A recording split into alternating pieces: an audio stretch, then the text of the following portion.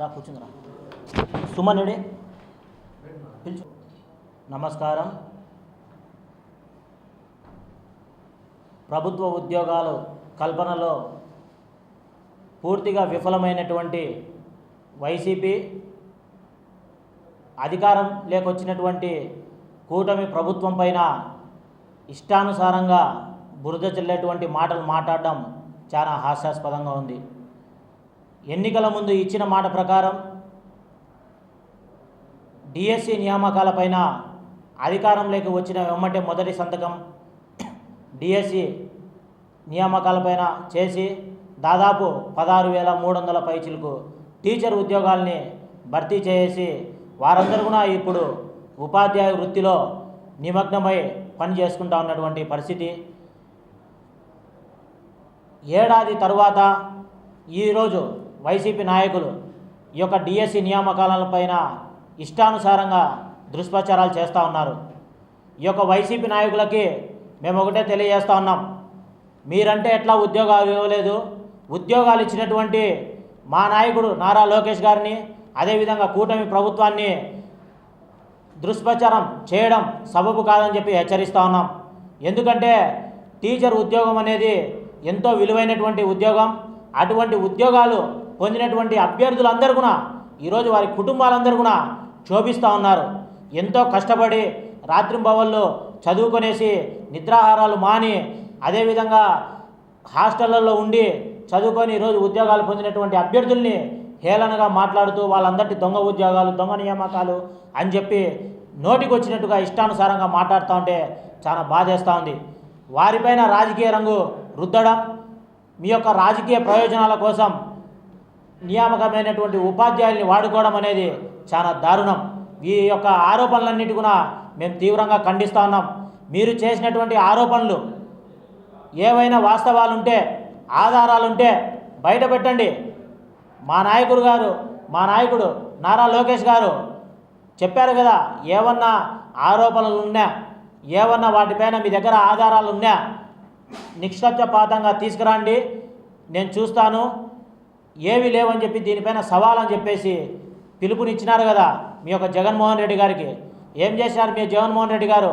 ఆ యొక్క సవాల్ని స్వీకరించకుండా ఆయనేమో బెంగళూరు పారిపోయేసి ఇక్కడ ఉన్నటువంటి వైసీపీ పేటీఎం బ్యాచ్ని ఈ యొక్క రాష్ట్ర వ్యాప్తంగా ఉసిగొలిపేసి ఈరోజు అవాకులు చవాకులు పేరుస్తూ ఈ యొక్క ఇంటర్ డిగ్రీ కాలేజీల యాజమాన్యాలని బెదిరించేసి అక్కడ ఉన్నటువంటి పిల్లలకి మాయమాటలు చెప్పేసి తీసుకొచ్చి రోడ్ల మీద నిలబెట్టేసి ఇష్టానుసారంగా నువ్వు ఉద్యోగాలు ఇచ్చినటువంటి నాయకుల్ని మాట్లాడిపించడం అనేది చాలా సిగ్గుచేటు.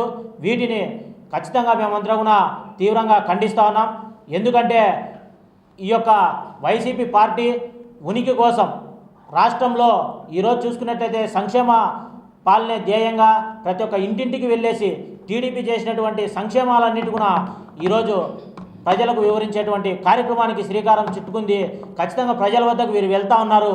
వీళ్ళకి ఎక్కడ మైలేజ్ వస్తుందో అని చెప్పేసి ఉనికి కోసం ఈరోజు దొంగ ర్యాలీలు, దొంగ ధర్నాలు, దొంగ మాటలు, ఫేక్ ప్రచారాలు ఈ యొక్క సాక్షి ఛానల్ని పెట్టుకొని ఇష్టానుసారంగా మాట్లాడడం అనేది చాలా దారుణం. ఏవైనా వాస్తవాలుంటే, ఆధారాలుంటే తీసుకురండి. లేని పక్షంలో ఈ యొక్క ప్రజలకు, అదేవిధంగా డిఎస్సి క్వాలిఫై అయినటువంటి ఉపాధ్యాయులకు బహిరంగంగా ఈ యొక్క వైసీపీ నాయకులు క్షమాపణ చెప్పాలని చెప్పి మేము డిమాండ్ చేస్తూ ఉన్నాం. లేని పక్షంలో ఈ ఆరోపణలు చేసినటువంటి వ్యక్తులందరి మీద ఖచ్చితంగా ఆ యొక్క నాయకుల మీద ముట్టడించేదానికి, అడ్డుకునేదానికి రాష్ట్రం తిరగనీకోకుండా మా యొక్క రాష్ట్ర వ్యాప్తంగా ఉన్నటువంటి టీఎన్ఎస్ఎఫ్, తెలుగు యువత, తెలుగుదేశం పార్టీ కుటుంబ సభ్యులని కలుపుకొనేసి సంగీతం మోదామని చెప్పి హెచ్చరిస్తూ ఉన్నాం. అదేవిధంగా ఈ యొక్క వైసీపీ నాయకులకి ఏమాత్రం చిత్తశుద్ధి ఉంటే గత 5 ఏళ్ల వైసీపీ పాలనలో ఏం నియామకాలు ఇచ్చారు? జాబ్ క్యాలెండర్ ఒకటన్నా ఇచ్చారా? అదేవిధంగా అధికారంలోకి వచ్చినటువంటి కూటమి ప్రభుత్వం దాదాపు 16,000 పైచిలకు టీచర్ ఉద్యోగాలు అయితేనేమి, అదేవిధంగా 6,100 కానిస్టేబుల్ ఉద్యోగాలు, 820 గ్రూప్ 2 ఉద్యోగాలు నియామకాలు చేసింది. అదేవిధంగా జాబ్ క్యాలెండర్ కూడా దాదాపు 10,000 ఉద్యోగాలతో ఇచ్చేసి ఈరోజు నిరుద్యోగుల ముఖాల్లో చిరునవ్వులు నింపుతూ ఉంది. అటువంటి ప్రభుత్వాన్ని మీ యొక్క ఉనికి కోసం ఈరోజు ఇష్టానుసారంగా మాట్లాడితే చూస్తూ ఊరుకోవడానికి ఈ యొక్క రాష్ట్రంలో ప్రజలేం సిద్ధంగా లేరని చెప్పి తెలియజేస్తూ ఉన్నాం. ప్రజా ఆగ్రహానికి ఇప్పటికే చెవి చూసేసి 151 నుంచి 11కి జగన్మోహన్ రెడ్డి గారు పరిపోయారు. ఇప్పుడు ఆ 11 కూడా నిలబెట్టుకునేటువంటి స్థితిలో లేకపోవడంతో ఈ యొక్క అసత్య ఆరోపణలకి దిగజాడడం అనేది చాలా బాధాకరం. ఏదన్నా ఉంటే రాజకీయ విమర్శలు ఉంటే రాజకీయాలుగా ఎదుర్కోండి, అంతేగాని ఎంతో కష్టపడి సాధించినటువంటి ఉపాధ్యాయులను అడ్డు పెట్టుకొని ఇటువంటి తప్పుడు ఆరోపణలు చేయడం అనేది చాలా బాధాకరం. వెంటనే ఈ యొక్క డిఎస్సిగా ఎవరైతే సెలెక్ట్ అయినటువంటి ఉపాధ్యాయులు ఉంటారో వారికి బహిరంగంగా క్షమాపణ చెప్పాలని చెప్పి ఈ యొక్క వైసీపీ నాయకులని డిమాండ్ చేస్తూ ఉన్నాం. అదేవిధంగా మీరు చేసేటువంటి ర్యాలీలు, ధర్నాలు ఎక్కడన్నా ప్రజలకు కానీ నిరుద్యోగులకు కానీ ఉపయోగపడేటట్టు ఉండాలా, అంతేగాని ఉద్యోగాలు ఇచ్చినారని చెప్పి ర్యాలీ చేయడం చాలా సిగ్గుచేటు. దీనిని మళ్ళీ మా నారా లోకేష్ గారు రాజీనామా చేయాలంట. అసలు కొంచెమన్నా బుద్ధి ఉందా? ఎందుకు రాజీనామా చేయాలా? డిఎస్సి రిక్రూట్మెంట్ జరిపేసి ఉద్యోగాలు ఇచ్చినందుకు రాజీనామా చేయాలన్నా? మీరు చేయనటువంటి కానిస్టేబుల్ రిక్రూట్మెంట్ నారా లోకేష్ గారు పూర్తి చేసినందుకు రాజీనామా చేయాలన్నా? అదేవిధంగా 820 గ్రూప్ 2 ఉద్యోగాలు ఇచ్చినందుకు రాజీనామా చేయాలన్నా? మీరు 5 ఏళ్ళలో పొడుగున ఇవ్వకుండా జాబ్ క్యాలెండర్, ఇప్పుడు నారా లోకేష్ గారు జాబ్ క్యాలెండర్ ఇచ్చినందుకు రాజీనామా చేయాలన్నా? దేనికి చేయాలా రాజీనామా? మీ బాధ ఏంది? మీ ఆవేశం ఏంది? ఎందుకు మీరు ఆ విధంగా అల్లాడుతూ ఉన్నారు?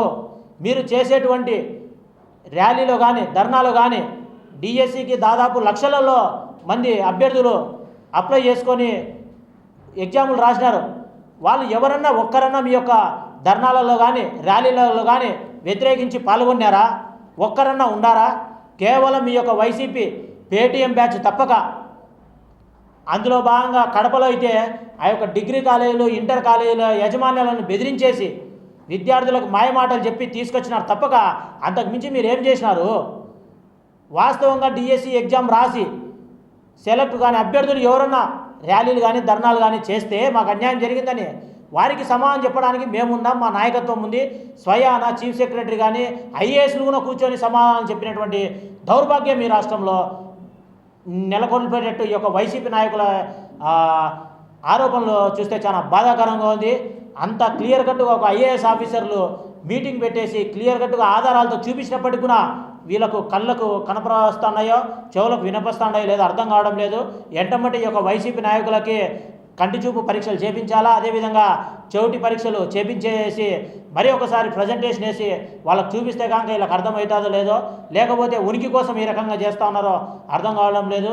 ఈ యొక్క దుష్ప్రచారంలో మానుకొనేసి ఏదైతే ఆరోపణలు ఉపాధ్యాయులపైన చేసినారో వారికి బహిరంగంగా క్షమాపణ చెప్పాలని చెప్పి టీఎన్ఎస్ఎఫ్గా డిమాండ్ చేస్తాం.